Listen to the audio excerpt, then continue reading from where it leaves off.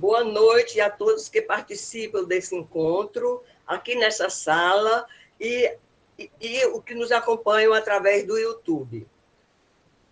Desejo boas-vindas ao convidado Dom Vicente Ferreira, que em 2017 foi nomeado pelo Papa Francisco Bispo Auxiliar de Belo Horizonte.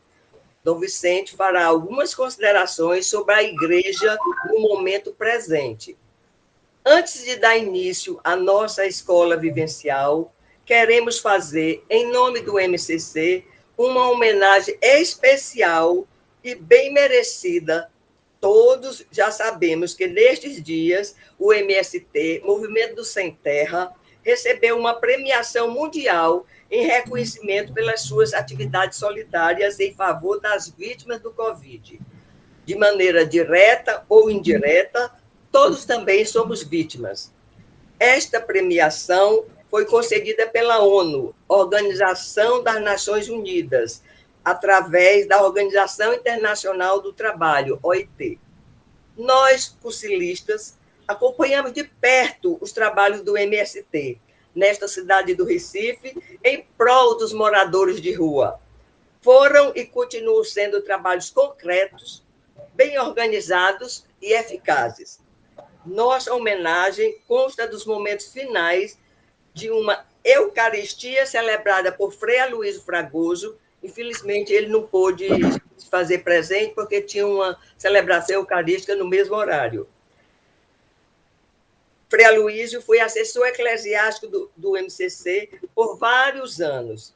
Escolhemos este momento porque sabemos da sensibilidade de Dom Vicente nessa questão de defesa da vida humana.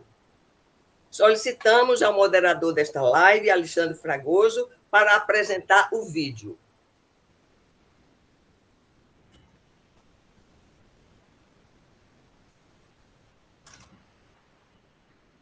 Nesta semana, o MST, Movimento Sem Terra, receberam um prêmio da Organização das Nações Unidas em reconhecimento pelo que eles fizeram no Brasil em favor das vítimas da pandemia. Ações práticas, não palavras. Um exemplo só dessas ações, a distribuição de 5.000 toneladas de alimento aos que precisavam comer durante a pandemia.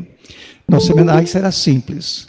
Um canto oferecido em lembrança também, sempre temos esse canto, e como uma forma de reconhecimento.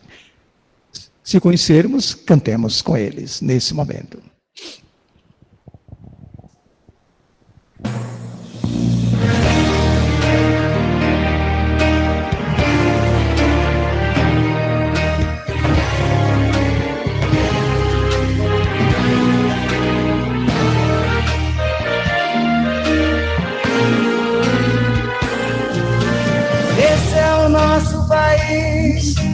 Essa é a nossa bandeira, é por amor a essa pátria Brasil que a gente segue em fileira.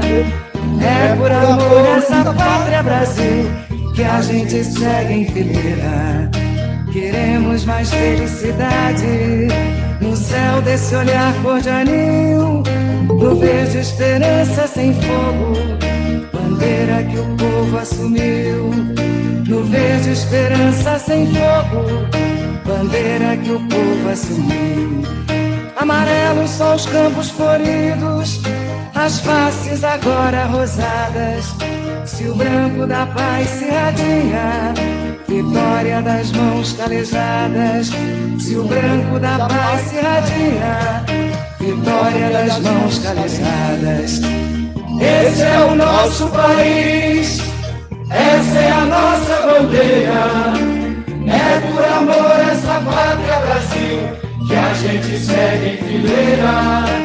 É por amor essa pátria Brasil que a gente segue em fileira.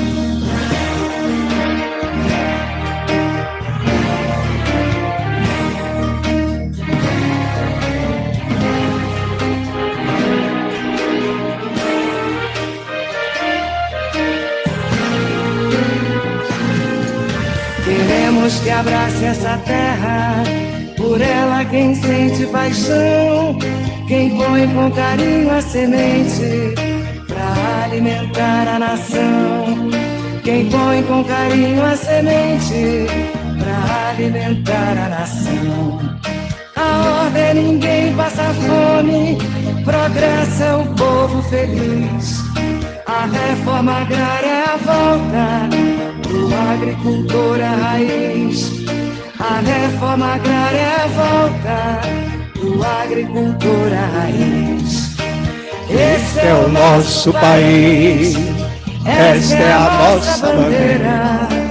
É por amor essa pátria Brasil que a gente segue em fileira. É por amor essa pátria Brasil que a gente segue em fileira.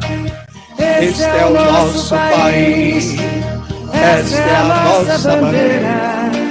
É por amor essa pátria Brasil que a gente segue em fileira. É por amor essa pátria Brasil que a gente segue em fileira. É por amor esta pátria Brasil que a gente segue em fileira. É por amor esta pátria Brasil que a gente segue em fileira. Repetimos para expressar dois dos versos que escutamos, que expressam bem o significado do movimento. Queremos que abrace esta terra, por ela quem sente paixão, quem põe com carinho a semente para alimentar a nação. Amarelos são as faces agora rosadas. Se o branco da paz irradia, vitória das mãos calejadas. Se o branco da paz irradia, vitória das mãos calejadas. Esse prêmio internacional da ONU é uma prova dessa vitória das mãos calejadas. Bom domingo para todos, vamos em paz e Deus nos acompanhe. Que lindo, gente!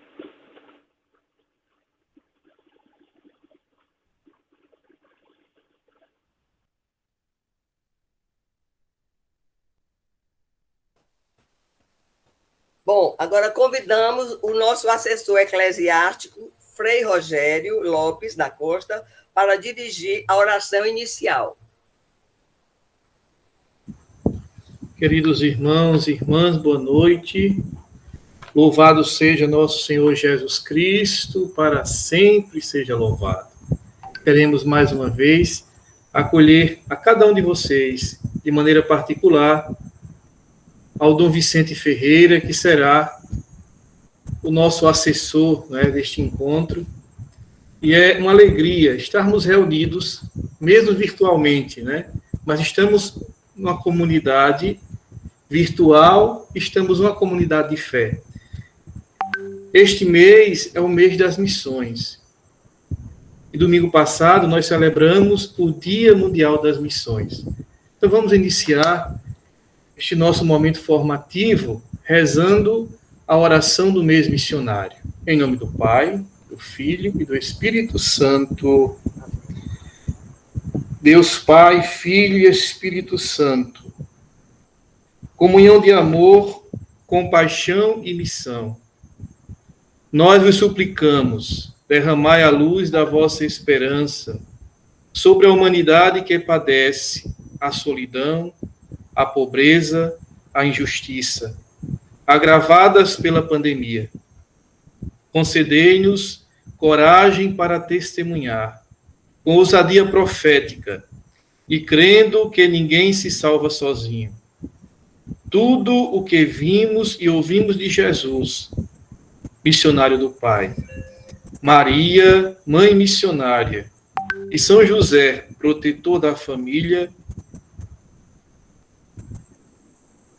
inspiremo-nos a sermos missionários da compaixão e da esperança. Amém.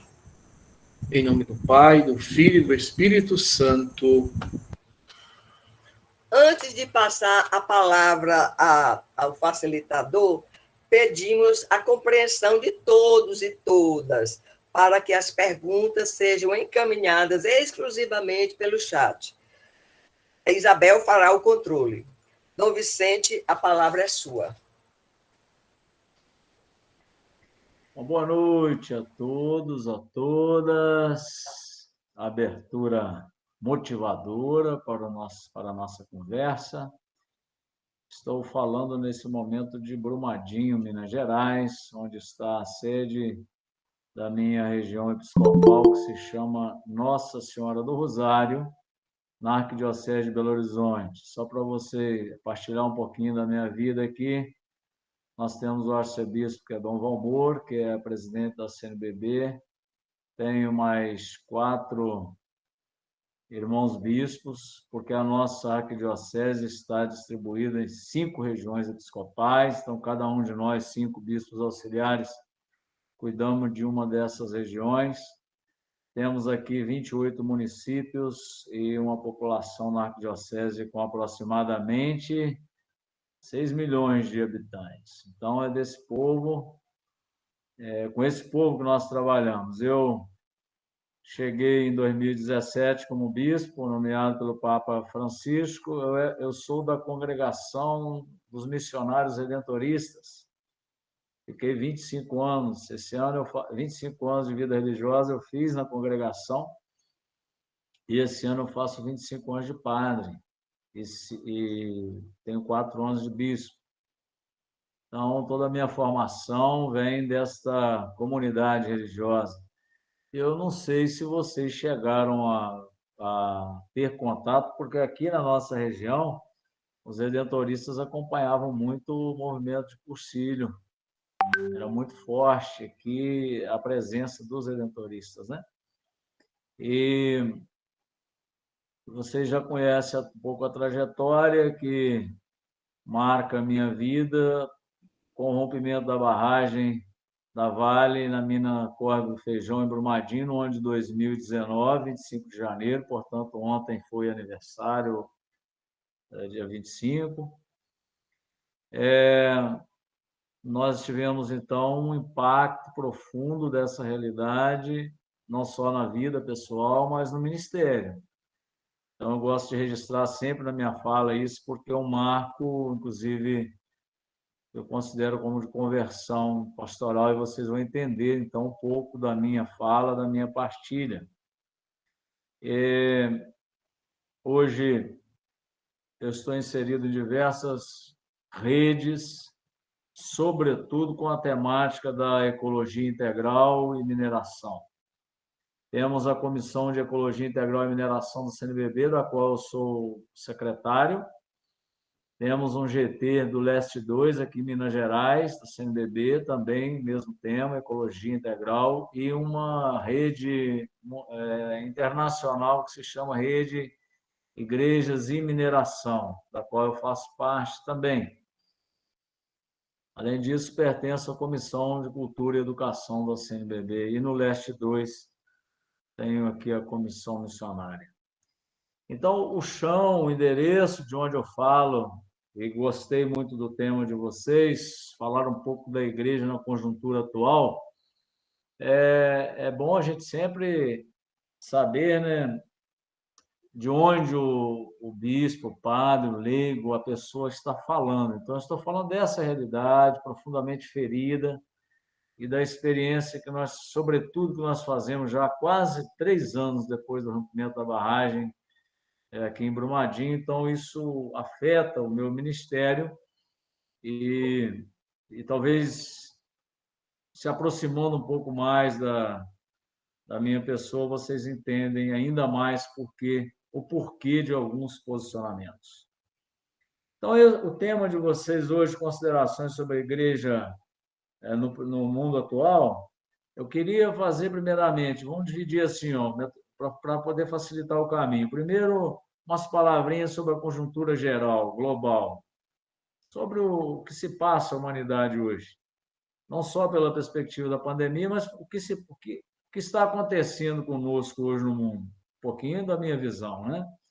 Depois nós vamos ver, no segundo momento, como que o Papa Francisco, no seu magistério, interpreta isso e propondo caminhos de conversão.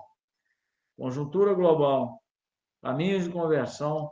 E no terceiro momento, eu acho que a coisa mais prática para não ficarmos só em abstrações, é o que se pretende com o sínodo da Igreja, que já começou nas instâncias diocesanas e arquidiocesanas, e que tem um material de preparação para esse sínodo muito interessante. E aí ali as perspectivas podem nos iluminar, então, quanto caminho de alternativa. Tá ok? Então, são 3 pontos: conjuntura geral, como que o magistério de Francisco nos interpela dentro da igreja, e a questão do sínodo, que ele nos impulsiona. Na conjuntura geral, vamos dividir em 2 partes. Eu não sou professor, não, tá? Apesar de que eu já tenha lecionado, mas só para a gente ficar bem claro, para ver se a gente... Porque geralmente eu sou confuso e falo o que me vem ao coração. São as falas melhores que eu tenho, mas hoje vamos manter um pouquinho a metodologia, o caminho, para a gente poder se organizar aqui. Dentro da primeira parte, então, da conjuntura, vamos falar um pouquinho da conjuntura global, social, cultural, econômica, enfim, com vários aspectos, e depois a questão da conjuntura eclesial também. Rapidamente, né? Porque não dá tempo da gente falar muita coisa.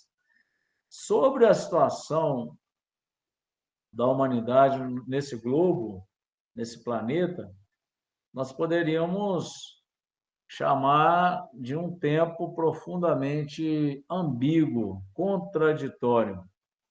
Quando a gente fala de crise global, eu gosto da expressão, inclusive nós mesmos, enquanto doutrina social da Igreja, nomeamos uma crise de época, mas é interessante a gente fazer algumas 2 distinções. Crise para quem? Hoje, a situação global do capitalismo, primeiro, o sistema global é capitalista, neoliberal, e ele praticamente dominou a Terra. É um estilo baseado no mercado, nas grandes corporações, enfraquecimento das figuras de Estado, nação, não que eles desaparecem, mas são grandes interesses econômicos, organizações que praticamente vão dominando todo o nosso globo terrestre, a partir de uma visão capitalista, do lucro, da economia.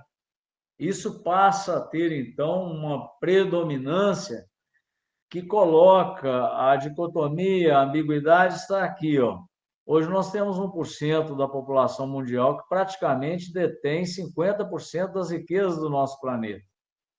1%.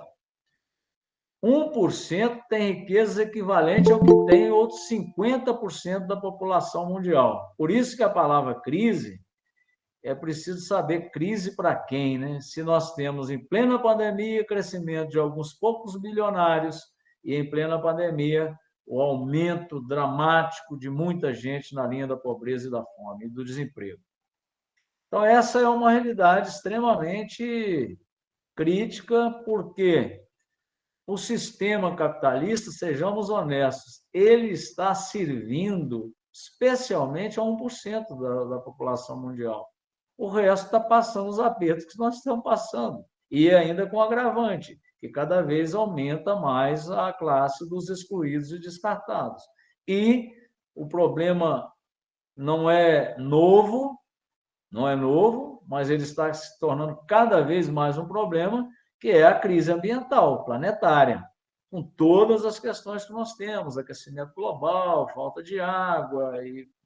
Então, isto posto, nós estamos diante de um estilo de vida global baseado no capitalismo que serve a uma faixa minúscula da população mundial e que deixa a grande maioria em estado extremamente crítico de sobrevivência nessa Terra, com o agravante de estarmos também destruindo o próprio planeta. Aí, então, você já pergunta, é crise? Esse 1% não está em crise. Quem domina não está em crise. Aí nós temos, dentro desse mesmo ponto, um outro elemento que é muito importante a gente perceber. Se aumenta o domínio, também nós vamos aumentar a resistência.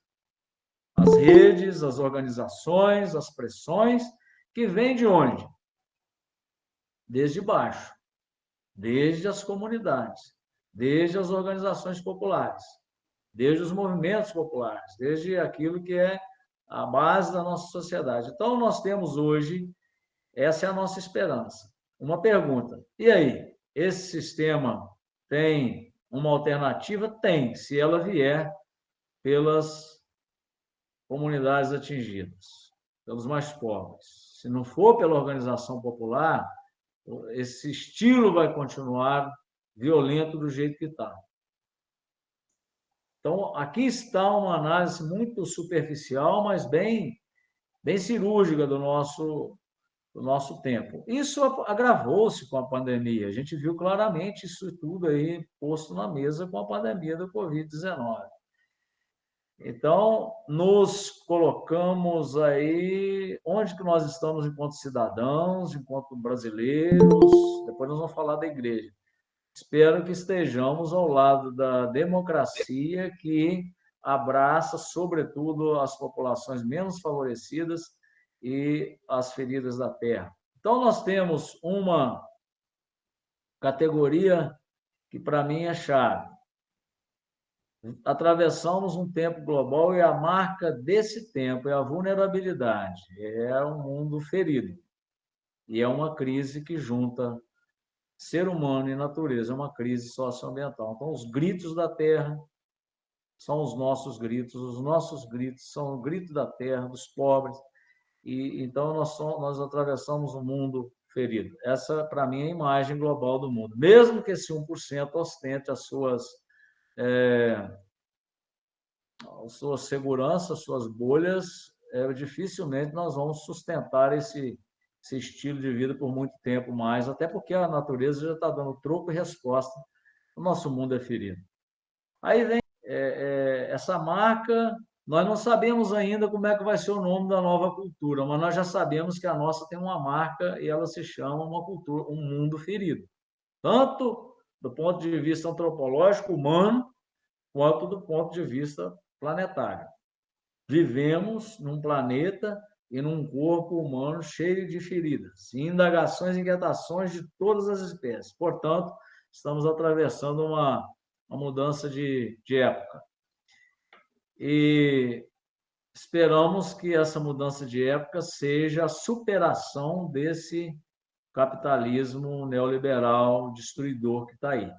Que a gente reinvente uma nova forma de vida nesse planeta. Para alguns isso é impossível, mas para nós não. Então vamos lá. O Papa Francisco, que é o segundo ponto da minha reflexão, ele traz palavras muito importantes para essa travessia cultural. Primeiro, ele olha para a igreja e, pelo Evangelho Gaudium, ele nos propõe, então, uma igreja em saída. Aí vem ali, a partir da alegria do Evangelho, de anunciar o Evangelho, a palavra de Deus, de sermos convertidos pela pessoa de Jesus numa amizade profunda com Ele, o que vai gerar em nós, então, um novo estilo de vida para anunciar essa boa nova aos dias de hoje. A alegria do Evangelho. Mas não fica só numa questão de anúncio catequético, mas ele põe ali, por exemplo, o quarto capítulo da Evangelii Gaudium, fala todo sobre essa questão do papel, do lugar social da igreja, chamando dramaticamente a nova categoria hoje das pessoas que não são mais os pobres, são os descartados. Está lá no quarto capítulo. Então, a presença nossa enquanto igreja, sacramento de salvação, se dá, então, por uma conversão eclesial, saindo de nossas estruturas para ser uma presença no mundo, tá bom? Presença salvífica, de um novo jeito de ser. Então, a alegria do Evangelho é o ponto de partida do magistério de Francisco. E essa alegria, só vem a partir de uma conversão eclesial. Então, já tem aí um raio-x de que a nossa igreja precisa se converter em muita coisa, de avançar em muitos aspectos para continuar sendo sal, luz para esse mundo ferido. Então, esse é o primeiro ponto da conversão é a conversão eclesial. O Papa fala muitas coisas assim bastante contundentes, fortes. Por exemplo, superar a questão do clericalismo. Tem várias questões ali, mas a principal delas é a questão que eu penso que seja a autorreferencialidade. Essa coisa da gente tratar a igreja como se fosse um grupo de pessoas privilegiadas, tá bom? Que são mais especiais para receber aí a posse de um trono de graças, de bênçãos, e aí a gente vai compondo, então, um grupo, e quanto mais gente para dentro desse grupo, a gente tem estatística, então nós somos a maioria. Aí Francisco, então, abre, pelo menos a partir do retomada do Vaticano II, não, a nossa vocação é para fora, é para ser um presente para a humanidade. E aqui tem uma coisa importante. Não se escandalizem com o que eu vou dizer, mas tente pensar direitinho. Qual a organização mundial hoje, tão institucionalmente, tão forte, que pode contrapor a esse sistema do qual nós estamos falando, esse sistema capitalista? Vocês percebem que nós temos uma chance, enquanto igreja católica global, universal, de marcar uma presença profética capaz de contrapor, inclusive, a essa ótica destruidora de uma questão econômica, de uma questão de culturas, de disputas, de guerras? Vocês já imaginaram a força que nós temos, mundo afora, com as redes enormes de comunidade, com a organização que a gente tem, de paróquias? Qual seria a entidade global hoje que teria essa força que a nossa Igreja Católica tem? Agora, aí vem um problema que a Evangelii Gaudium já nos alerta. Se a gente ficar só pensando para dentro das nossas instituições, nós não vamos contribuir. Pior ainda, o Francisco ele é bastante claro nisso. O pior é quando nós também já nos sentimos, enquanto instituição cristã, católica, capturados por essa lógica que está aí matando as pessoas e o planeta. Esse é um problema extremamente grave para a nossa eclesia, para a nossa comunidade global católica. Não só porque nós não estamos, às vezes, dando testemunho do reino de Deus, mas, às vezes, nós já estamos capturados mesmo dentro de uma bolha confortável que exatamente reproduz o que o sistema está aí nos colocando todos os dias. E quer saber de uma coisa mais grave ainda? É quando nós também passamos a ser agentes desse sistema e defendendo exatamente esse sistema. Em nome de uma religião autocentrada, de uma religião muito intimista, consumidora de produtos religiosos, e a gente vai, então, perdendo a chance de ser essa comunidade de sacramentos de salvação para o mundo. Por que eu insisto nisso? Porque nunca nós tivemos, na história do ser humano, da humanidade, nós nunca vivemos, enquanto espécie humana, de uma forma tão global como a que nós estamos vivendo. E olha que a nossa igreja já é global desde o seu nascimento. Ela é um sacramento para toda a humanidade. Então, nós temos a chance, hoje eu estou falando pela primeira vez essa expressão assim, nós temos a chance hoje, de fato, de ser uma igreja católica, universal, desde que nós optemos, de fato, por aquilo que o Evangelho é.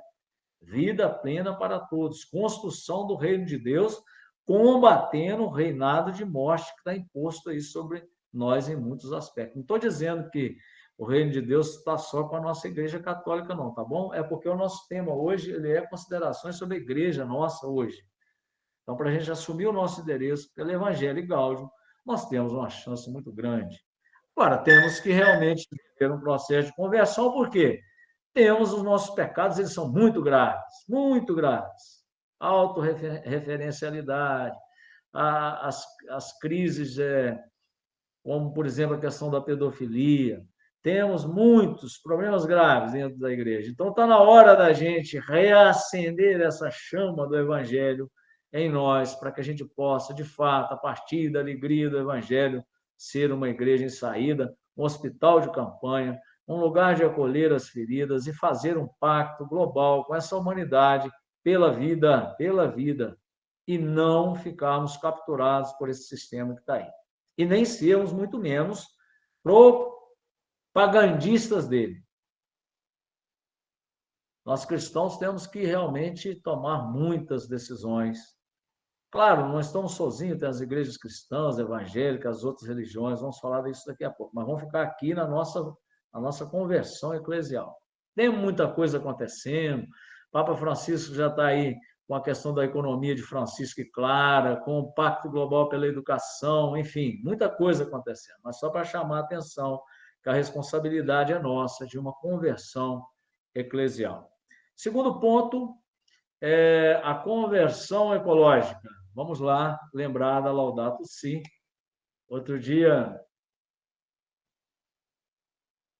eu brinquei com um grupo de jovens que estavam meio que desesperados, pensando que o mundo está acabando, de certa forma, eles têm certa razão para isso, mas sem sermos arautos do fim ou da escatologia, vamos semear a nossa esperança. Alguma coisa realmente tem que chegar ao fim, né? Tem que chegar ao fim, porque o que está aí tem que mudar. Mas esse segundo ponto da conversão, que é a conversão ecológica, a gente estava, então, retomando aqui, a necessidade de uma nova configuração, né, do ser humano com a natureza, trabalhar isso a partir, é claro, da nossa experiência cristã, e entramos no último ponto de conversão de Francisco, que é a questão da Fratelli Tutti, e estávamos dizendo que não é só uma questão da gente dialogar assim, eu respeito a cultura do outro, mas a minha é melhor. Ali há uma proposta de promoção das culturas, para que elas cheguem à maturidade, aquilo que elas têm de mais rico e singular. Como toda cultura tem alguma coisa que só ela tem para oferecer para a gente. E a Fratelli Tutti coloca a gente em contato com uma realidade muito ampla da cultura, para trabalhar a questão do diálogo, do encontro, a cultura do encontro. São palavras fortes. Então, já são marcas na nossa travessia, para a nossa conversão. Nós precisamos de construir uma cultura da amizade, da fraternidade universal. Vocês percebem, então, que esses 3 pontos, pilares, dão alicerces para uma travessia global.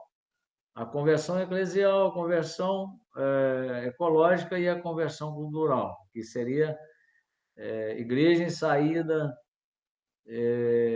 tudo interligado na casa comum, e amizade e fraternidade universal. Percebem, então, que aí nós criamos matérias, pontos, substratos para nos impulsionar nessa travessia. Então, o Papa Francisco ele nos dá muitos elementos para que a nossa igreja possa caminhar. Só que acontece que aí vamos fazer uma leitura nossa pelo avesso. Também nós temos, porque se todo mundo tivesse de acordo com esses pontos todos aí, nós íamos caminhar lindamente, maravilhosamente. Mas nós temos, dentro da nossa própria igreja, divisões. Não adianta a gente querer achar que está todo mundo aí sintonizado com essas propostas do Papa Francisco. Se lá atrás nós falávamos de uma grande polarização, no sentido de que tem 1% da sociedade que domina esse planeta, enquanto nós outros temos que nos virar aí, e que os pobres nem conseguem sobreviver, e que a natureza está gritando também por isso, eu já mapeio aqui só para a gente ser honesto com a gente. Essa é uma grande polarização de dois polos radicalmente opostos, e parece que há um abismo entre os dois polos, bilionários e famintos. Imagina? Isso é uma polarização. Quando nós dizíamos, então, qual é a postura da igreja nessa polarização, o que o Papa está nos pedindo, a partir de toda a nossa tradição eclesial, que ele hoje sintetiza, talvez, nessas 3 palavras: conversão da igreja, conversão ecológica e conversão cultural. Tá bom. Mas aí nós somos obrigados também a entender que dentro da própria igreja tem polarizações. Eu não fico muito apegado quando me atacam aí, porque você está dividindo a igreja, meu filho, a divisão já está posta há muito tempo. A primeira é a global, posta entre pouquíssimos bilionários e multidões famintas. É uma polarização. Não fui eu que inventei essa polarização, não.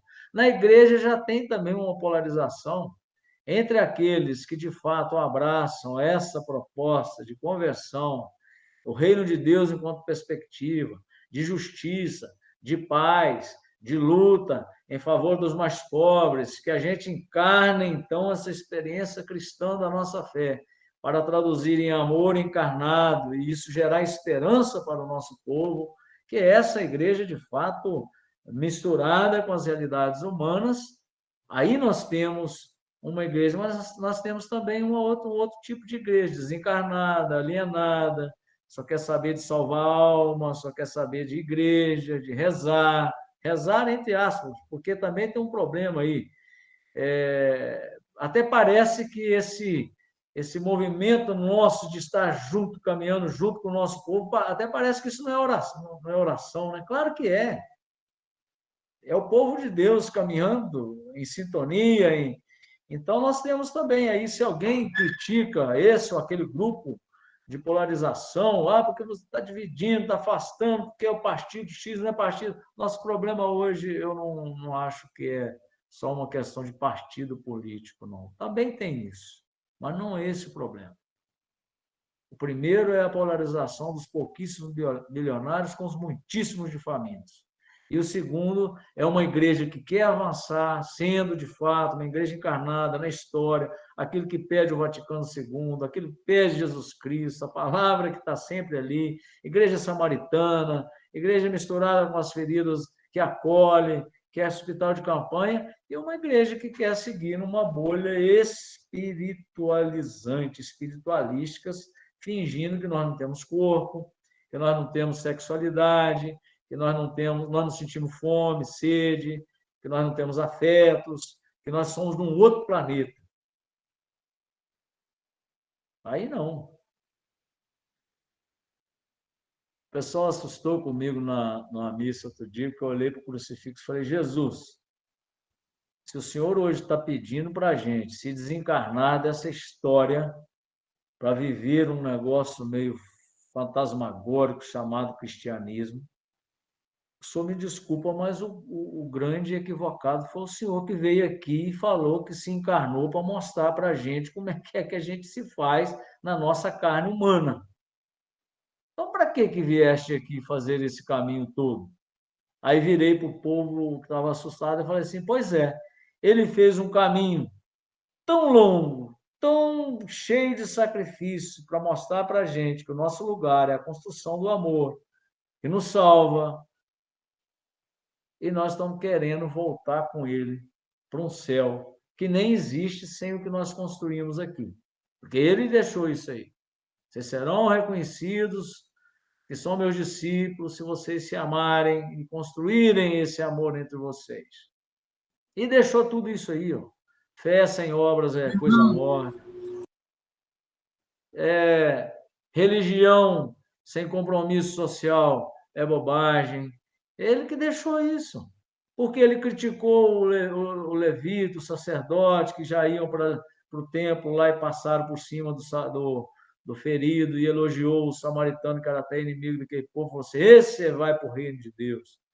Ele falou com os ricos, meu Deus, como é que é difícil um rico entrar no reino dos céus, porque alguém perguntou, o que eu devo fazer para participar do reino de Deus? Vai, você faz tudo, cumpre todos os mandamentos, e então vende as suas riquezas, seja simples, distribui aos pobres, e ele não foi, ele não aguentou, e Jesus disse, olha, está vendo como que o reino de Deus é uma prática concreta, não é apenas uma ideia? Então, que bobagem é essa da gente ficar insistindo nessa esquizofrenia, nessa dicotomia entre fé e vida? A polarização nossa hoje não é por questões de gostos do time A, time B, não. A polarização que eu vejo como mais grave dentro da nossa eclesia, dentro da nossa igreja católica, é que muitas vezes nós, em nome de Deus, nós estamos produzindo um baita de um ateísmo, porque se a gente convive passivamente com esse absurdo dessa injustiça social que existe entre nós, que existe no nosso Brasil, eu não acredito que nós tenhamos fé, eu acredito que nós somos ateus. Porque no Evangelho de Jesus nós não estamos mergulhados, não. Se eu acho que está tudo bacana demais e que eu devo me preocupar em salvar a minha alma, isso é ateísmo. Vocês me desculpem. Porque não é cristianismo, no sentido mais profundo daquilo que nós conhecemos como experiência cristã. Então, nesses dois pontos, a gente tem que reconhecer isso. Não é uma questão também de eu achar que eu sou melhor do que os outros, não. Nós estamos em processo de mudança. Né? Outro dia, posso ser sincero com vocês, eu disse para numa live interreligiosa, tinha lá uma mãe de santo, tinha lá uma pastora, tinha lá pessoas de todas as religiões, de muitas religiões, e eu disse da minha dificuldade de dar um testemunho radicalmente convertido para que a gente possa reverter essa cultura do ódio, do racismo, do feminicídio, da violência contra a mulher. Eu disse lá que eu tenho uma grande... eu preciso muito mais de acelerar o meu processo de conversão, porque sou branco, descendente de europeu, sou homem. Vocês imaginam? Eu sou tudo aquilo que caracteriza quem domina. Isso, para mim, é um grande desafio. Porque tudo aquilo que quem domina, na sociedade em geral, mas também dentro do nosso corpo eclesial, eu tenho. Eu já tenho essa... Estou citando um exemplo para vocês verem, porque aí começaram a discutir, porque a exclusão tem corpo, tá? Não é só os excluídos, é o negro que é excluído. É a mulher, é o pobre da periferia, não é assim? Nós sabemos bem como é que é essa história.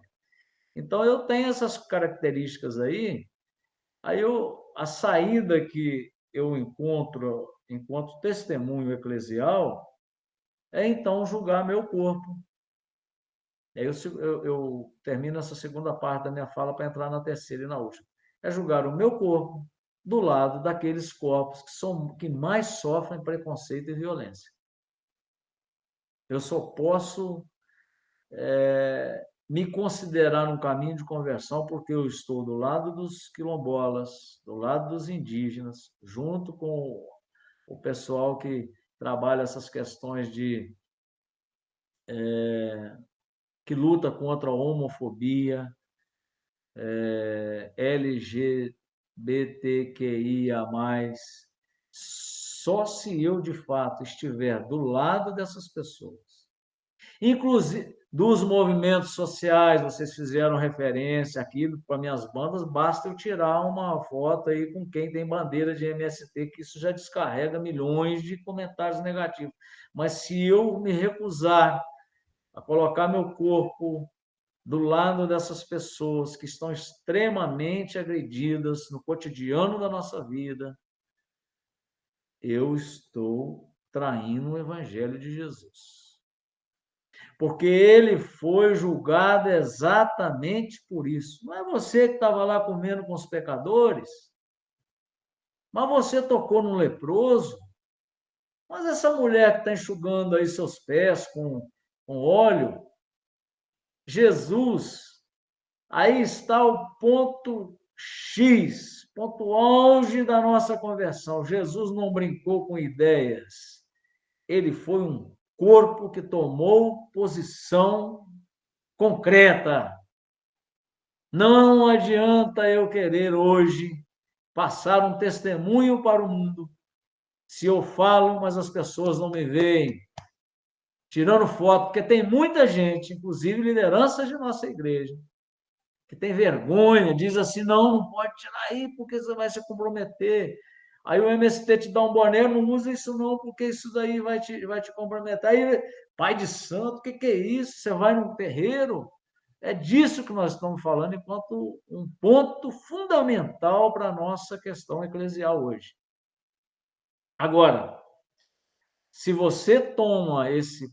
Não é partido não, tá? Isso não é partido não. Se você toma essa estilística de vida que é a de Jesus, não é possível... Então os evangelhos estão errados, porque não é possível. Toda hora você vê uma tomada corpórea de posição de Jesus. Não é tomada de ideia, ele não tinha Twitter, não tinha nada disso. É o corpo dele que estava ali, inteiro. Quem faz opção só por alma é muito fácil. O difícil é a gente colocar o corpo no front. Inclusive porque a gente corre o risco de tomar o mesmo destino que ele tomou. Aí é que está. Foi julgado pelo sistema lá, o número 1, que domina o mundo, do mapa primeiro que fizemos, mas foi julgado também pelo número 2 aqui, pela eclesia, pelo sistema religioso da época. Vamos dar um passo, na última parte da minha fala, e de dizer para vocês que, então, há resistência no número 1 aqui, número 1 não é de destaque, não. Há resistências globais, há movimentos sociais, muita gente resistindo. Há também uma igreja buscando ser essa igreja em saída? Há violências, perseguições dessa parte de cá, com quem hoje assume o evangelho? Há violência também dessa parte de cá, intereclesial, com aqueles que buscam ser fiéis ao evangelho. Parece-me que é o mesmo julgamento de Jesus que acontece hoje. Então, não brinque com esse negócio de polarização. Porque essas são as polarizações que estão acontecendo. Tá, tem outras, mas essas são as mais radicais. Saber que nós estamos sendo julgados enquanto cristãos por estruturas globais, mas também por questões eclesiais. Nada mais agressivo do que você ouvir gente de interna da sua igreja querer te taxar disso e aquilo outro, simplesmente porque você quer vida para os trabalhadores sem terra. Você quer terra para eles. O que há de mais nisso? Você quer que sejam felizes as pessoas que têm uma orientação sexual diferente da nossa e que eles possam achar um lugar de convivência, de boa convivência e de paz no meio da nossa sociedade, que não precise ficar com esse horror de mortes, que também é um índice altíssimo, né? Tanto o feminicídio como a questão da homofobia traz muita morte, muito sofrimento, muito... que a gente não quer que os indígenas percam seus territórios. A gente não quer que os negros continuem em estado de escravidão. que nós queremos, em nome de Jesus, que todos sejamos reconhecidos como filhos e filhas de Deus e que a gente tenha uma vida digna nessa terra. Aí tá bom. O que nós vamos fazer? A última parte, algumas palavrinhas sobre essa questão do sinodos. Caminhar juntos. Duas palavrinhas gregas, né? Sinodos. Caminhar, caminho, juntos. Aí nós temos esse convite mais uma vez, do Papa Francisco para a gente tentar, então, soar a saída se caminharmos juntos. Não podemos nos desgastar em cismas, em brigas internas. Nós temos que tomar, para ser sal da terra e luz do mundo, temos que tomar uma decisão de abraçar o outro que está do nosso lado como nosso irmão. Nós temos, nessa pandemia da Covid, essa fragilidade estampada. Não vamos, com as nossas agressões, ferir mais ninguém, nem a terra. Vamos andar juntos como irmãos. Uma igreja capaz, diz o documento preparatório, para o sínodo, que vai acontecer ano que vem, mas que nós já estamos nas instâncias das igrejas particulares vivendo. Uma igreja capaz de comunhão e de fraternidade, de participação, subsidiariedade, em fidelidade ao que anuncia, poderá colocar-se ao lado dos pobres e dos últimos, emprestando-lhes a própria voz. Agora, talvez o Francisco não tenha ainda, não sei como é que é. A gente já é mais jovem, a gente avançou um pouco nessa questão do corpo, né? Da corporeidade. Não é só a voz, não. Emprestar o corpo todo. Todo no sentido da gente estar juntos, né? Então, ele nos propõe esse caminho sinodal. O que é uma igreja sinodal? Ele nos pergunta. Uma igreja que está unida em Jesus Cristo. Ele é o caminho. Só podemos caminhar juntos nele. E depois diz que a globalidade do povo de Deus, Papa, bispos, padres, ministros ordenados, leigos, todo mundo, essa globalidade, o Espírito age nela, age tanto que essa totalidade não erra na fé. O Espírito Santo está em todos nós. Por isso, a palavra nos conduz ao dizer que Deus não faz acepção de pessoas. Ao ver os Atos dos Apóstolos fazendo o primeiro sínodo, concílio, aliás, que é lá o concílio de Jerusalém para superar impasses culturais. E olha como que eles resolvem de forma maravilhosa aquele momento. Então, tudo isso, dizer assim, estamos unidos na diversidade. Não há possibilidade de uniformidade, nem queremos isso, mas na diversidade, radicalmente fraternos, para que cresçamos todos. E aí, então, fica essa pergunta para nós diante dessa perspectiva sinodal. Quem é que está polarizando? Quem é que está excluindo quem? Quem está deixando alguém para trás? Se existe isso, não está em comunhão com a igreja. Outro dia alguém me disse assim, Dom Vicente, excomunga esse povo aí. Eu falei assim, não é a gente que excomunga, a gente mesmo, pelo caminho que toma, é que vai ficando distante do evangelho e da comunhão eclesial. Precisa de ninguém excomungar ninguém, não. É a própria escolha nossa que vai nos distanciando da comunhão da igreja. Então, nós temos que, nessa postura de sínodo ter uma boa proposta. Eu vejo, então, como uma grande esperança no mundo inteiro a gente sentar e debater, e dialogar, e crescer em tantos pontos que nós temos que avançar. Vou repetir mais uma vez, mas não penso que esse diálogo é só uma questão de conversa. O diálogo profundo nos converte e faz a gente ter uma opção corpórea, o cristianismo encarnado. Muita gente está dialogando muito aí, mas continua no seu conforto, continua no seu estilinho de vida agradável. Dialogar é a gente deixar as feridas, os dramas, as alegrias também tomar posse de nós enquanto sujeitos que têm uma corporeidade linda, maravilhosa. E aí, a gente dá uma olhadinha para os perfis, para as mídias, as redes sociais e vai olhando aí quem é que está do lado de quem, para que o nosso diálogo não seja uma conversa fiada, para que o nosso sínodo não caminhe para uma conversinha entre amigos. Te faz de conta.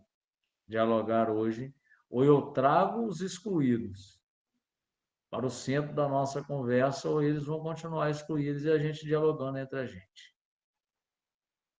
Ou eu trago as feridas da Terra para o centro do nosso diálogo e dialogue também com o planeta, ou nós vamos continuar presos nas mesmas redes que nos aprisionam há algum tempo já. E gostaria, então, já passar aí para as perguntas, se há perguntas, se vocês quiserem fazer perguntas, com uma provocação, né? Uma provocação bem direta, né? O Papa Francisco tem um momento da Evangelii Gaudium, se eu não me engano, que ele fala que a realidade ela tem a primazia sobre as ideias. Eu queria provocar com aquilo que a gente já diz aí há muito tempo. Cuidado com aquilo que a gente pensa, onde os pés ainda não pisaram. Onde os pés não pisam, nossos pensamentos podem ser bem equivocados. O dia que a gente entra num presídio, o dia que a gente vai às casas distribuir cesta básica, o dia que cai uma barragem de rejeito que mata 272 pessoas, e você se mistura a esse povo no desespero, o pé pisou, cabeça muda. Há muito discurso racional de fé, inclusive de muitos pregadores, me desculpa. Com todo respeito, às vezes eu desligo a televisão, o rádio, você não sabe o que estão falando. É cena, é palco. Falemos o tema do mês missionário, Jesus é missão, não podemos nos calar sobre aquilo que vimos. E os apóstolos falam tão bonito, né? Que vimos e tocamos. Eu espero muito que nossa igreja, de fato, toque o corpo concreto do Cristo nas mais realidades onde ele está sofrendo hoje, para que a gente possa ser radicalmente humanos e, assim, divinos, porque ele está conosco. Por isso que eu disse para vocês antes que eu falo de um lugar, de uma conversão pessoal também, de uma experiência que eu vivo. Para não deixar Maria de lado, que amor é esse? De uma mulher que perdeu o seu único amor mas não desistiu dele em nenhum momento. Maria foi o corpo todo do amor encarnado, um corpo de amor. Eu imagino Maria sem nenhum gesto de agressividade, mas profundamente profética. O Senhor fez em mim maravilhas, porque ele derrubou dos tronos os poderosos e exaltou os humildes. Essa é Maria. Obrigado e aguardo aqui se vocês têm alguma pergunta.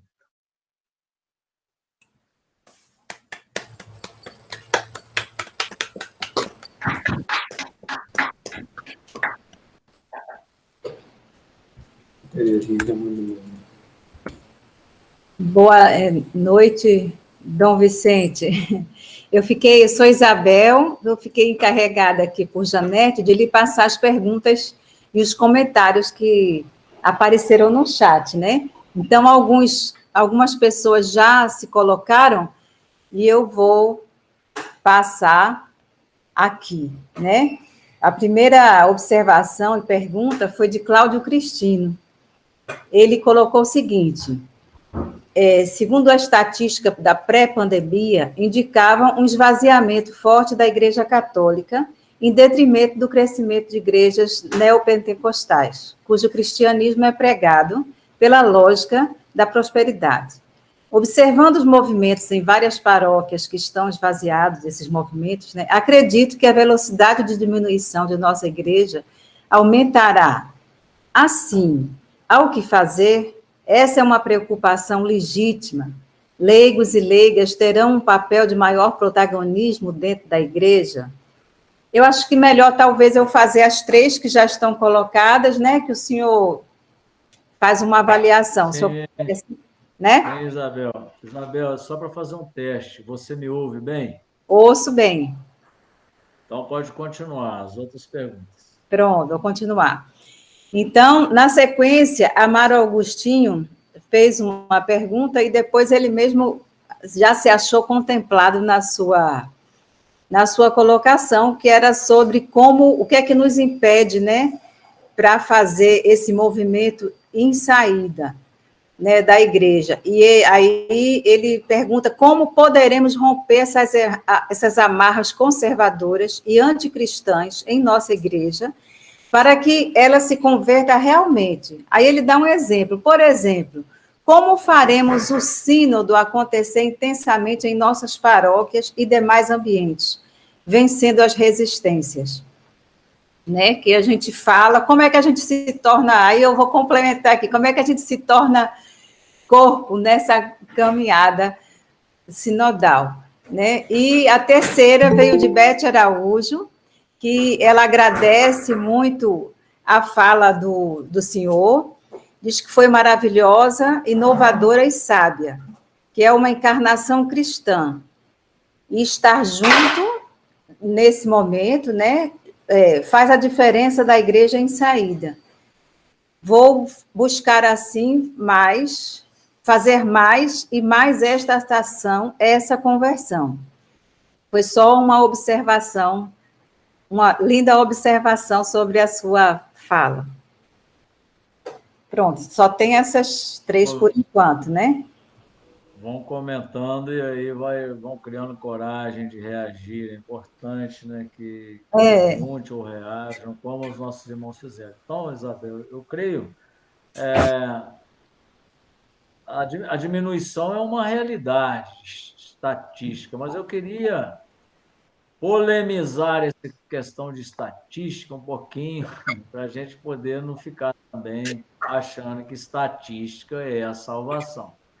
O Brasil, estatisticamente, é um país católico desde as suas origens, tá bom, mas é também um país extremamente imerso historicamente num colonialismo que matou culturas, que feriu povos, um país que teve o absurdo de um índice altíssimo da escravidão, enfim, e que hoje tem uma baita de uma injustiça social Eu pergunto, o que nos acalenta saber que a nossa estatística é alta enquanto o número de católicos nesse país, de cristãos ainda mais? Então, estatística é um negócio também perigoso. É claro que nos afeta, mas Aí, escreve aí. nós Ai, deveríamos, nós deveríamos, então, não ficar assim desesperados por questões de estatística. Até acho que em algum momento da história da nossa evangelização no Brasil, a gente, para concorrer com essas pautas neopentecostais, a gente se tornou também neopentecostal e aí bagunçou o negócio mais ainda. Esqueceu a nossa fonte cristã em alguns aspectos. Por isso, estamos pagando um preço aí hoje. Se antes a gente tinha, no caso, só um interlocutor que debatia contra nós ou conosco, assim, é o ateísmo, é aquele que não tem religião, hoje nós temos um problema interno nosso também. Que catolicismo? Nós temos que fazer essa pergunta, mas que catolicismo é o nosso? Então, há muitas questões em relação à evangelização. Eu creio que o mais importante, a estatística vai, de fato, o número vai decrescer, mas se nós tomarmos o proselitismo, continuar com essa questão de proselitismo para poder conquistar novos católicos, não acredito nisso, não. Não acredito. O que nós temos que assumir é o nosso testemunho cristão. Tem um teólogo jesuíta, já falecido, né? João Luís II, que fala lá um texto, uns textos bonitos que ele tem sobre a missão do cristão no mundo, é que cristianismo nunca poderia ter sido uma religião de massas. O que o cristianismo é fermento na massa. Aí, quando ele passou a ser massa, ele virou tudo, sabe?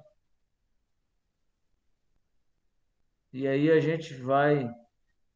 Tem poetas aí que dizem, nossa, eu fui a uma igreja e eu só consegui rezar quando eu saí dela.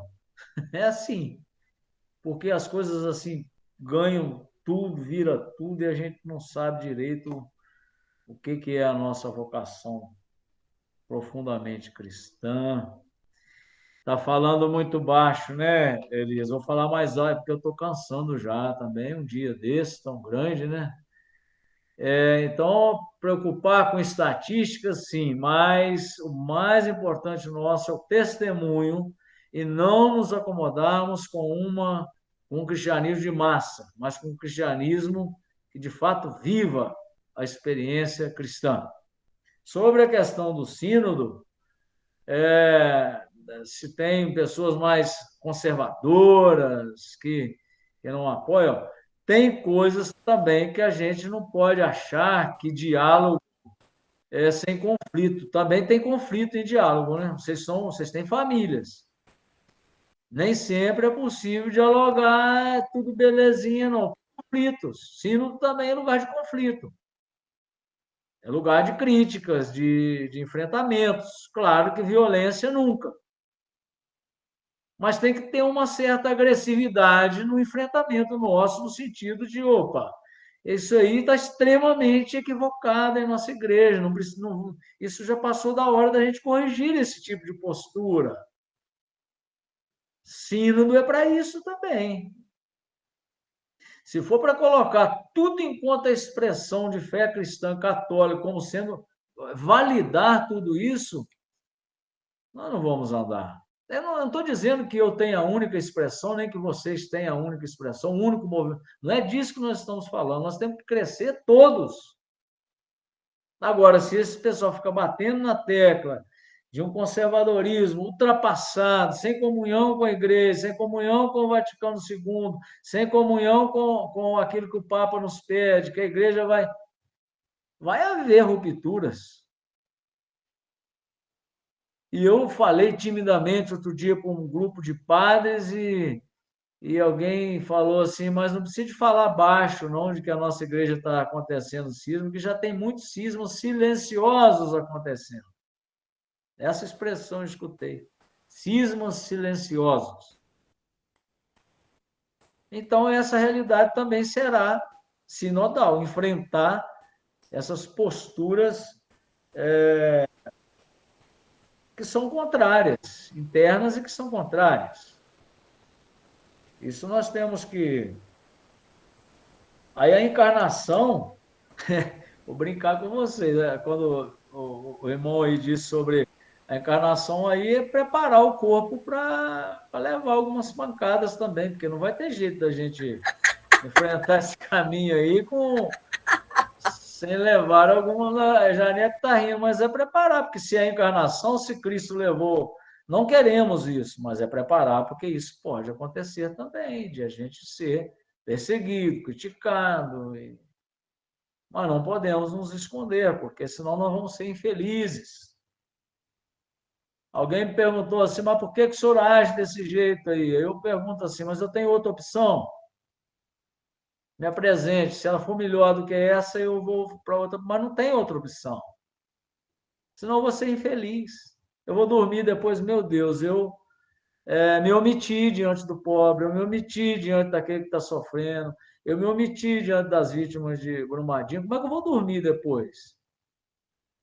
Para poder manter o meu corpo são, manter a minha vida segura, eu não tomei a minha posição diante do governador que está tomando uma posição radicalmente contrária aos pobres. Aí eu vou... Como é que eu vou dormir desse jeito? Em nome de Jesus, tá? Não é em nome de partido político, não é em nome de Jesus. Eu não tenho carteirinha, filiação de nenhum partido, não devo prestar conta a nenhum partido político, mas a Jesus a gente tem que prestar contas. Eu imagino, como é que vocês dormiriam se vocês, de fato, compactuassem com muitas posturas de morte que tem aí entre nós? Vocês não dormiriam tranquilos, não. E aí o que fazem, muitas vezes, é tentar culpabilizar a gente como se a gente, na verdade, fosse os responsáveis. Aqui em Brumadinho eu já tô, aqui o couro já está curtido, viu, Janete? Porque aqui a gente, eles sangram a gente até o último com tantos debates e reuniões, até chegar um momento em que eu já falo assim, ó, quer ver? Daqui a pouco os culpados somos nós. Vão dissecando a gente tanto em enrolações e mais enrolações, daqui a pouco eles vão culpabilizar a gente, vai falar que quem é culpado pelo rompimento da barragem fui eu.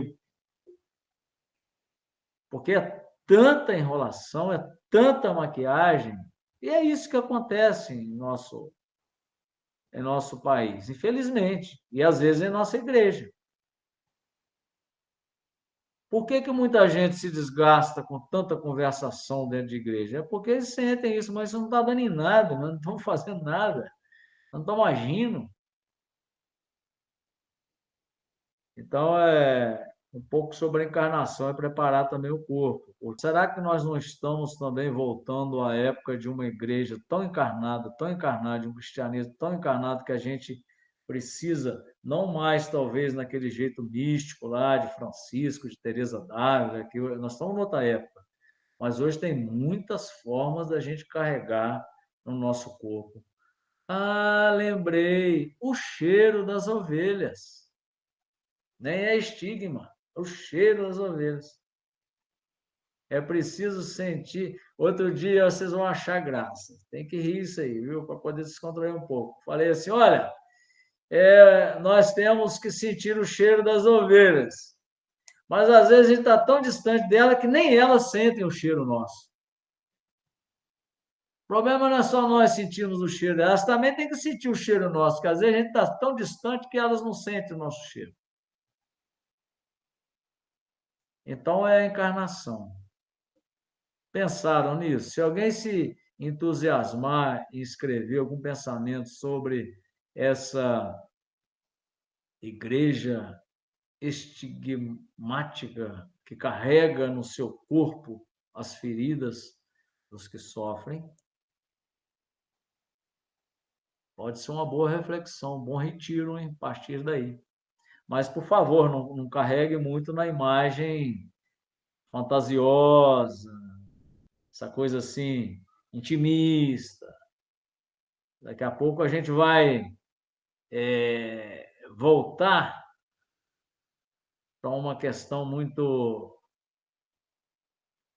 se for muito intimista, aquela coisa de mesmo jeitinho de Jesus. Não é disso que nós estamos falando, não. É encarnar em nós onde o Cristo está padecente hoje, onde ele está carregando a sua cruz hoje. Mais uma rodadinha de perguntas? Aqui. Vamos lá para mais uma rodada. Nós temos agora 3 também, de novo.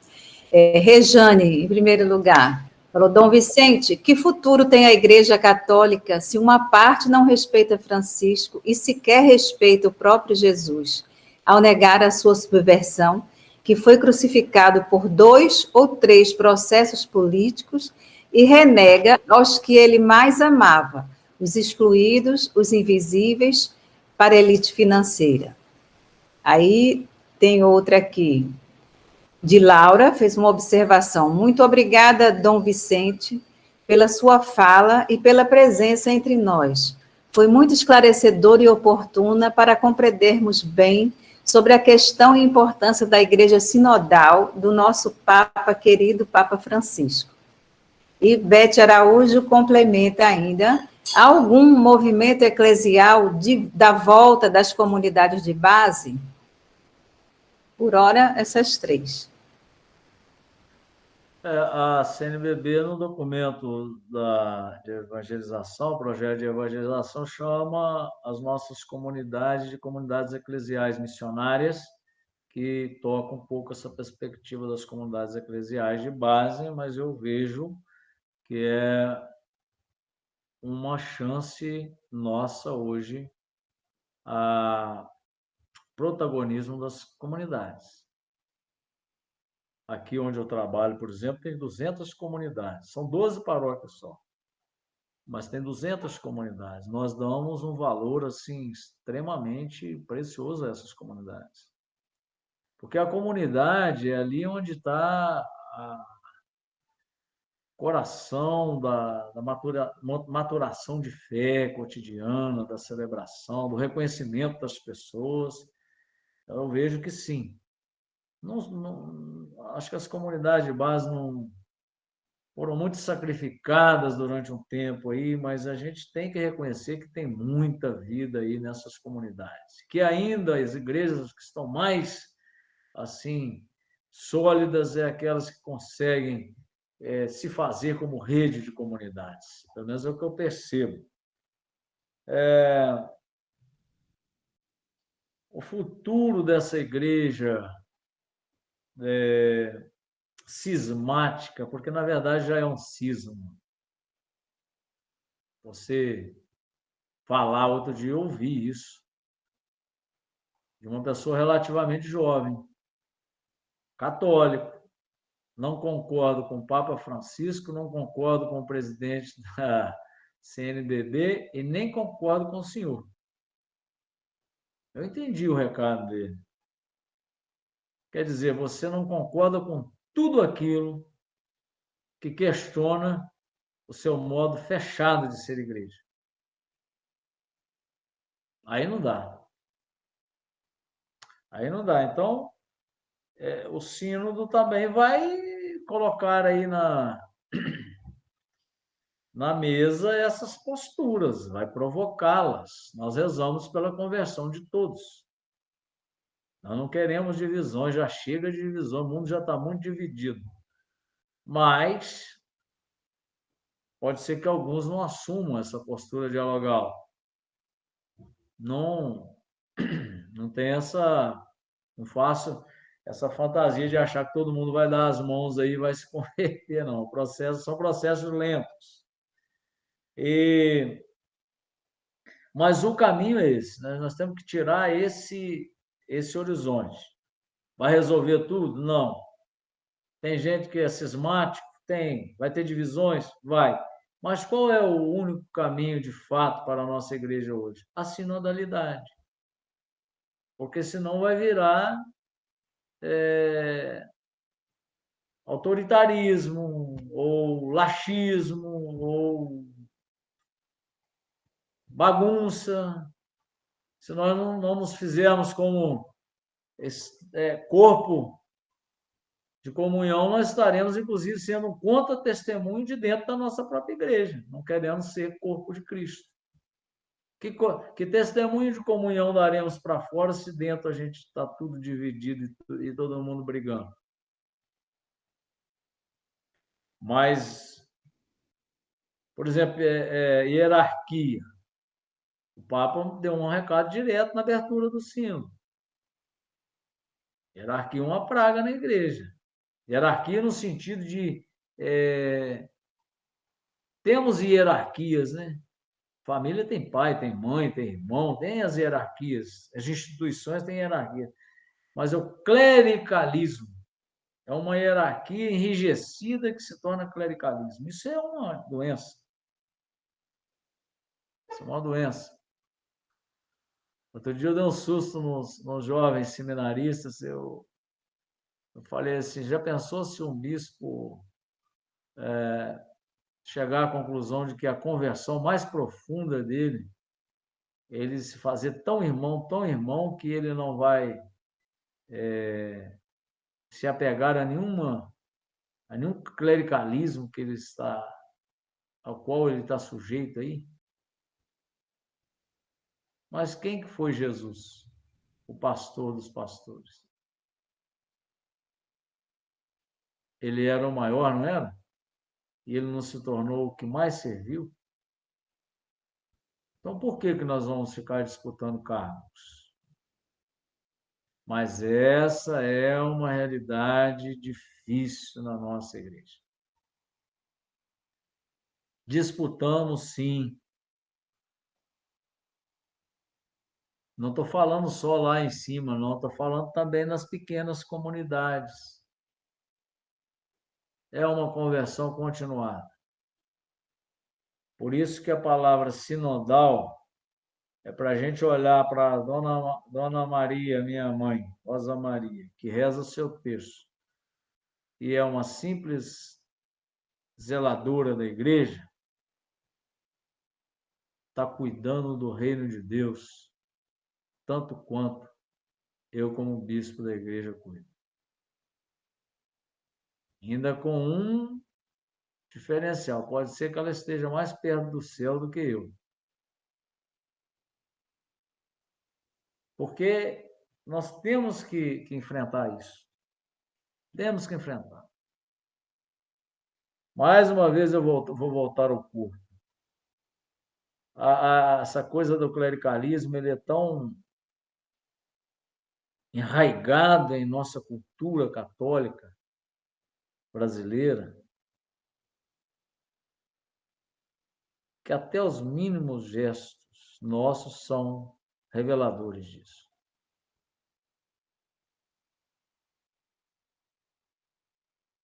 Muita gente tem medo de bispo, imagina? Enquanto o bispo foi escolhido para ser o quê? Do povo, pastor das ovelhas.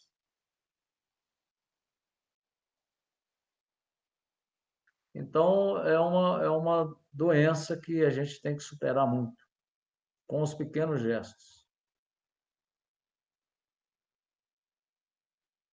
Quer ver um pequeno gesto? Não tem que ter corte andando atrás de mim. Corte. Um faz isso, outro faz aquilo, outro carrega aquilo, outro faz não sei o quê, como se eu não tivesse braço, se eu não tivesse perna, como se eu não tivesse ações. Quem tá junto comigo é todo o povo de Deus, nós estamos juntos. Temos que combater esses pequenos gestos, para que a gente possa ir fazendo, então, esse caminho sinodal. Eu penso que nós vamos chegar a resultados muito importantes. Aí tem uma questão também pneumatológica, que pneuma, do Espírito Santo. É ele que nos conduz, né? Então, naquilo que está parecendo terra árida, ele pode fazer coisas novas. os corações duros, ele pode devolver um coração de carne. Onde a gente pensa que só tem briga, de repente as coisas mudam e vão se tornar, pela ação do Espírito Santo, vão renascer. É só para vocês não acharem que quem está conduzindo a igreja no mundo é só o Papa Francisco, é o Dom Vicente. Não, o Espírito Santo conduz essas coisas todas. Ele é muito maior do que a gente. Quem imaginava que ia aparecer um Papa Francisco aí para a gente, né? Nessas alturas do campeonato? E apareceu. Queira ou não queira, a autoridade global mais respeitada na Terra hoje que nós temos. Então, é o Espírito que nos guia, né? Muito bem. Porque eu falei do Espírito para falar de futuro, viu? Só tem futuro a igreja que o Espírito conduzir. As outras que estão por vaidade nossa, que estão por fechamentos, tudo vai para trás, vai cair. A que o Espírito conduz vai continuar. Bom, então, aqui dando continuidade, Dom Vicente, nós já estamos... Eu ia pensar que você ia falar, então, terminando, Não! continuidade, Isabel. É porque eu vou dizer que nós já vamos, daqui a pouco, terminar, porque já são 8h43, nós vamos fazer agora as 4 últimas perguntas e observações que foram apresentadas, e aí o senhor já responde, comenta, e já também a gente parte para o encerramento, né? Então, as últimas que apareceram aqui, Luiz Figueiredo colocou: vivemos em um mundo ferido, muito bem explicitado, dentre as várias feridas, estamos diante de um problema da comunicação, as bolhas. Como enfrentar essa realidade na evangelização? Em seguida, Edila Noronha colocou: obrigada, Dom Vicente, estou em estado de graça. Esta é a Igreja de Jesus Cristo, a igreja que acreditamos. Deus te abençoe e proteja, derrame sobre você sua luz. José Hamilton colocou: é possível ter uma estratégia profética na caminhada por uma igreja sinodal? Possíveis cenários nos próximos 3 anos: comunhão, participação e missão. E Terezinha finalizou aqui: infelizmente, persiste ainda na estrutura da igreja e seus movimentos uma cultura piramidal. E continuou: Jesus exortava a todos que o seguiam a procurarem a porta estreita, dizendo que muitos procurarão entrar, mas não conseguirão. Lucas 13:24. Poderá a igreja sinodal superar este dilema? Foi a última, e com a palavra novamente para concluir, Dom Vicente. Se tiver mais alguma pergunta, fiquem à vontade, podem fazer, mas eu queria dizer, então, olha, a questão profética, ela é uma graça, né? Que já nos é dada, inclusive, no batismo. Nós somos sacerdotes, profetas e reis pelo nosso batismo. Mas a profecia, ela é um dom. Então, todos somos, mas alguns se destacam como profetas. Mas ele nunca pode... Interessante, que eu vou falar talvez falando de uma experiência pessoal, vocês entendam mais. As pessoas, a palavra hoje que mais eu recebo, além das críticas, né? As críticas eu tenho alguns palavrões também, mas a palavra que eu mais recebo é profeta. Mas eu não sei assim de onde isso vem. Porque, na verdade,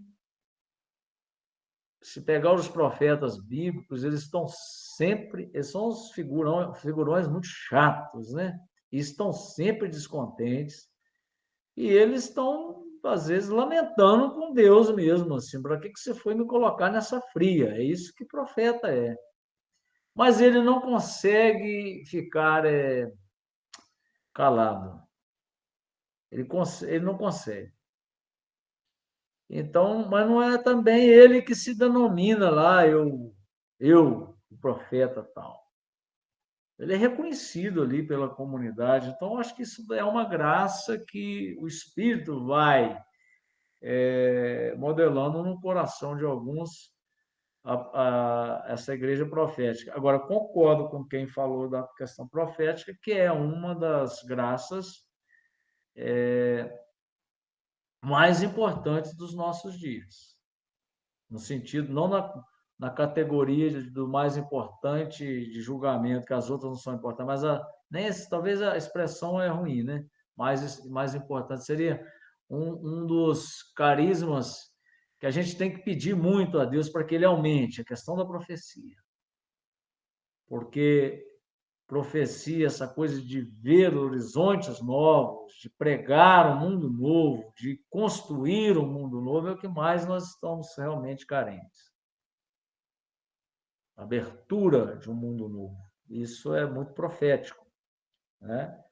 Porque o profeta ele tem essa dupla dimensão. Ele denuncia, mas ele anuncia. Ele não fica só lamentando que está ruim, mas ele tem proposta. Por isso que o Papa Francisco é um profeta. Ele faz um raio-x do nosso tempo, da nossa igreja, mas ele faz propostas. É aqui, vamos assim. Vamos percorrer esse caminho. Isso é fundamental para os dias de hoje. Então, a profecia tem essa coisa da denúncia e da poesia, porque o profeta sempre também é um poeta, no sentido mais radical da poesia. Aquele que consegue nomear coisas novas para um tempo de crise, e ele consegue, então, ver palavras novas aí no meio dessa confusão e transmitir isso às pessoas. Isso é bem próprio das questões de profecias, né? Tem nada a ver com a profecia de anunciar. Ele foi profeta porque ele adivinhou que ia acontecer uma tragédia. Isso não é profecia bíblica, não. Bem, pode ser no sentido que eu disse, né? Adivinhar que se a gente continuar com esse estilo de vida na Terra, nós vamos aí que a vaca vai para o brejo, como dizem em Minas Gerais. Isso daí não precisa nem ser tão profeta, né? Isso já está aí para todo mundo ver. Então, vou dizer quem falou das bolhas, eu estou descobrindo que enquanto a gente fica com o discurso genérico, nós não furamos bolhas de comunicação. O dia que você tem coragem de nomear o nome do dragão, você fura bolhas. Mas você tem que ter uma coragem profética muito grande. Porque o nosso discurso, inclusive esse, não, isso vai dividir, isso é tomar partido. Alguém me diz assim, a gente tem que manter uma postura mais em cima do muro. Eu respondi, aí é profecia. Muro já tem dono, meu querido. Tem lugar para nós mais não, cristão. O muro já tem dono. Então, a gente não fura bolhas com discurso genérico.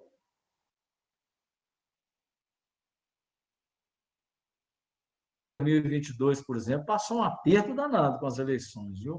Como nunca passamos, porque chega uma hora que não tem jeito de não dizer os nomes, né?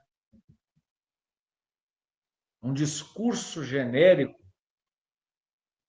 ele às vezes serve a quem está no domínio. Então, claro que nós não vamos fazer nada disso inconsequentemente. A igreja tem normas para isso, ela tem regras para isso. Mas uma pátria para ser amada não pode ser uma pátria armada. Pronto. Furou a bolha. Não furou? porque todo mundo entendeu de fato o que foi dito. Aí a perseguição vem. Porque não tem dúvida sobre isso, tem?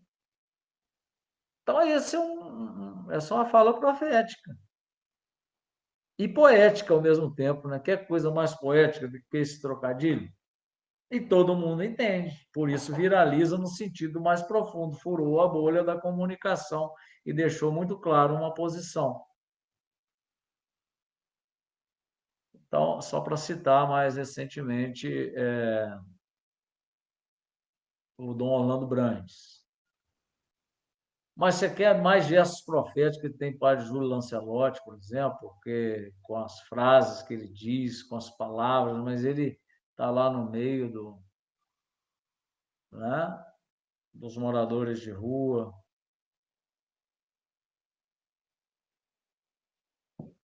Muito bem.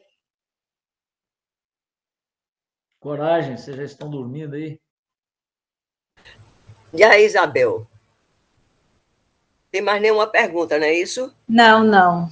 Não. Pergunta não. Então, Só assim, 2 observações finalizando, né, de Leda, que esperançar o nosso profeta Paulo Freire, né, ela trouxe essa palavra, e Rejane novamente complementando aí que furar a bolha e vem a perseguição e se torna um bem-aventurado.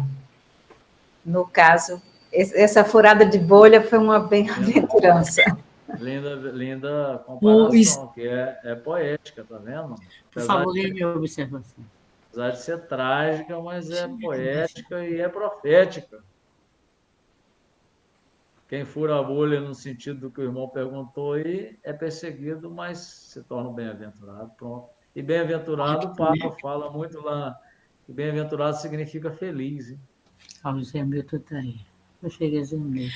Isabel, e a minha pergunta? Antes de eu... A minha observação. A que eu fiz, Muita interrogação, mas é uma pergunta. sobre o Evangelho de amanhã, né? Exatamente quando Jesus diz, né, que procurai a porta estreita.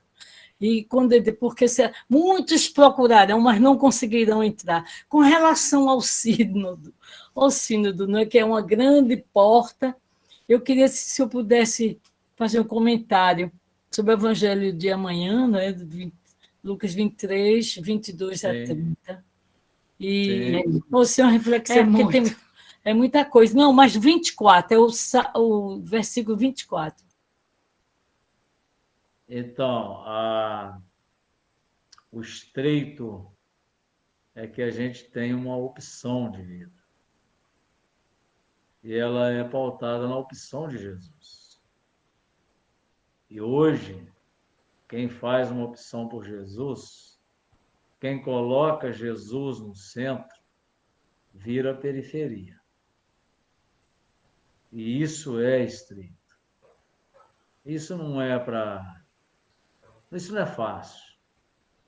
Porque o que é mais fácil para nós é o egoísmo, é a rivalidade, é passar o outro para trás, é cuidar da nossa vida e deixar o outro para lá, cuidar da nossa salvação pessoal e deixar o irmão de rua morrer de fome.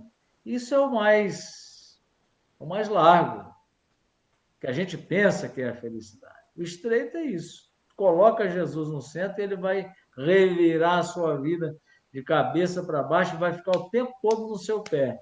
Não deixa meu irmão na rua, não seja vaidoso, não vai achar que você é bispo auxiliar e daqui a pouco você vai ser arcebispo, daqui a pouco você vai ser cardeal, daqui a pouco você vai ser papa, daqui a pouco você vai ser Deus. Para com isso, meu filho, porque você pode ser que não seja nada disso e que você vai ser um grande perseguido e que você nem tem muito tempo de vida pela frente. Essa é a porta estreita. E aí a gente vai dizer assim, muito bem, Senhor, então vai me ajudar na sua graça, eu estou feliz com isso. E cai as máscaras, e eu não quero nada disso. E a gente vai enfrentando tudo isso. Olha, vocês, a porta estreita não é aquela coisa do negócio muito... que Deus não quer salvar, que Deus... Não, o estreito é para chamar-nos para aquilo que é essencial e que é para todos. Todo mundo vai ser feliz se for assim. Se for do outro jeito da porta larga, vai virar uma bagunça como está virando. Não, vamos pegar mais um cargo aqui, vamos. Não, isso daí é o conforto e a gente vai fazendo essa bagunça com a igreja, com o mundo. Não, vamos assumir a nossa missão, a nossa vocação, vamos ser de Jesus. Aí é um estreito na opção, mas é largo demais na beleza de tudo isso. É largo demais. E outro dia escutei uma coisa tão bonita, piedosa, de uma pessoa. Jesus falou que a porta é estreita, mas a gente tem Nossa Senhora que arruma um jeito de abrir um pouquinho mais essa porta. Lembra do Alto da Compadecida de vocês aí? Mas ele foi um pouco mais severo com a gente, mas ele deixou uma mãe que alarga um pouquinho a porta para a gente. Mas para dizer isso, é uma estreita. Cuidado para que a gente não caia na estreiteza nossa, que na verdade é a vaidade, o orgulho, que a gente pensa que está sendo muito largo e na verdade está nos fazendo tristes, infelizes. E aí vamos assumir aquele jeito de Jesus que é um pouco mais difícil, mas que tem uma graça enorme, capaz de nos acolher a todos. Um pouquinho isso que eu comentaria agora. Tem mais comentários do Luiz, né? Muito obrigado, Luiz. Ele está te agradecendo, viu, Janete? Patrícia. Que bom. Posso dar continuidade? Pronto. Pode. Então, assim, antes de eu passar para a coordenadora fazer o fechamento, eu queria primeiro lhe agradecer por ter aceito o nosso convite. E, segundo, eu queria dizer para você, desculpe, eu só sei tratá-lo de você. Então, assim, eu queria dizer que, depois, diante de tudo que eu li a seu respeito, eu não tenho dúvidas de que você é um profeta. Muito obrigado. Eu convidaria a Helena, a coordenadora do MCC, da Arquidiocese de Olinda e Recife, para proferir os agradecimentos e fazer o fechamento. Alguém tem notícia de Helena? Será que ela está aqui? Tá sim, tá. Antes de agradecer a Dom Vicente, eu quero agradecer a duas pessoas. A Janete, tio muito com esse convite a Dom Vicente, e depois a Cátia Pinheiros, que é a coordenadora do regional do MCC, que, diante de um momento muito sério, ela deu uma prova de amor, uma prova de fé, e está conosco aqui nesta noite. E eu quero agora agradecer profundamente a Dom Vicente, que coisa maravilhosa, pela sua sensibilidade, pela sua coragem, pelo seu profetismo, por ser este pastor que sente realmente o cheiro das ovelhas.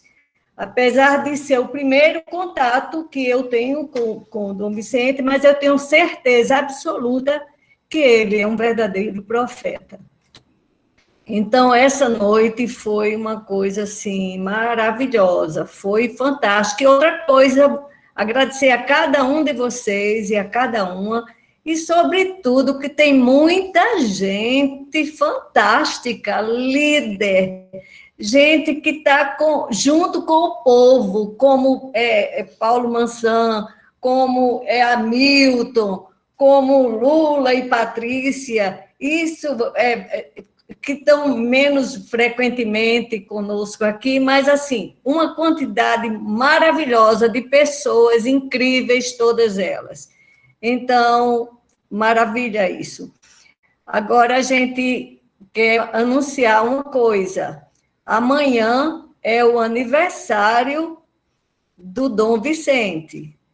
E aí, palmas para ele, que Deus o cubra, que Deus o cubra com muitas bênçãos, uma longa vida e que tenha a sorte de Dom Pedro Casaldáliga, que depois de anos e anos e anos de uma caminhada incrível, ele morreu de morte morrida mesmo, né? Então, que Deus o proteja, como ao Papa, como a todos aqueles que lutam pela nossa igreja.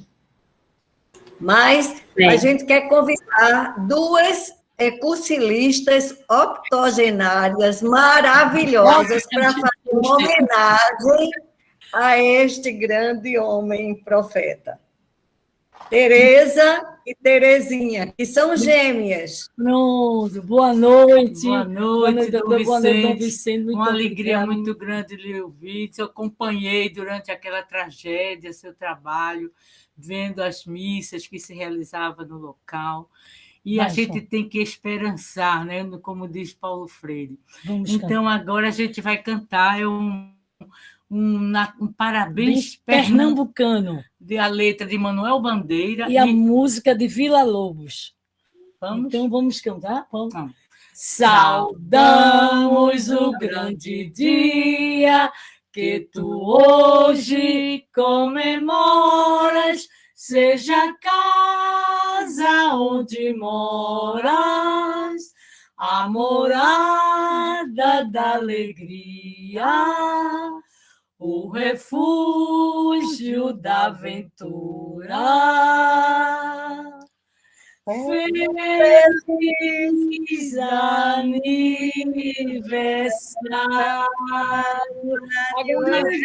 Alexandre, por favor, Alexandre. Saudamos o grande dia que tu hoje comemoras, seja a casa onde moras, a morada da alegria, o refúgio da aventura. Feliz aniversário. Alexandre, por favor, coloque o último vídeo. Cadê ele? Está aqui embaixo. Parabéns, Dom Vicente. Está vendo? Parabéns, parabéns. Foi lindo. Este vídeo. A minha alma chorou tanto que de pranto está vazia, desde que aqui fiquei, sem a tua companhia.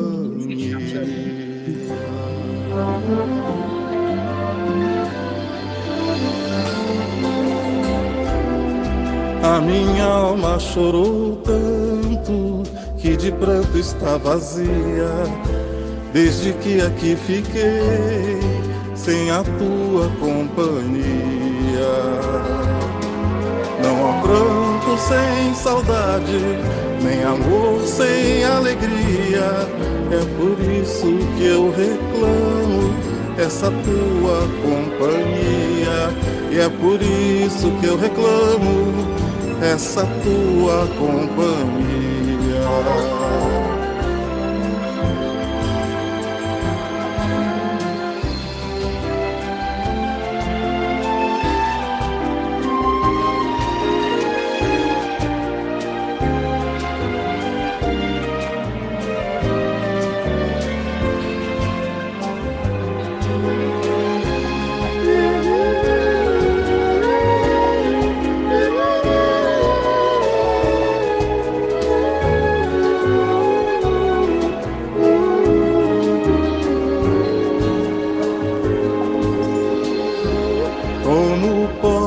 Peixe vivo viver fora d'água fria?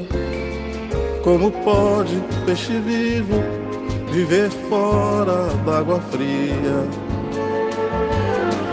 Não há pranto sem saudade, nem amor sem alegria. É por isso que eu reclamo essa tua companhia. E é por isso que eu reclamo essa tua companhia. Como poderei viver, como poderei viver sem a tua, sem a tua, sem a tua companhia. E é por isso que eu reclamo essa tua companhia. Sem a tua, sem a tua, sem a tua companhia. E é por isso que eu reclamo essa tua companhia.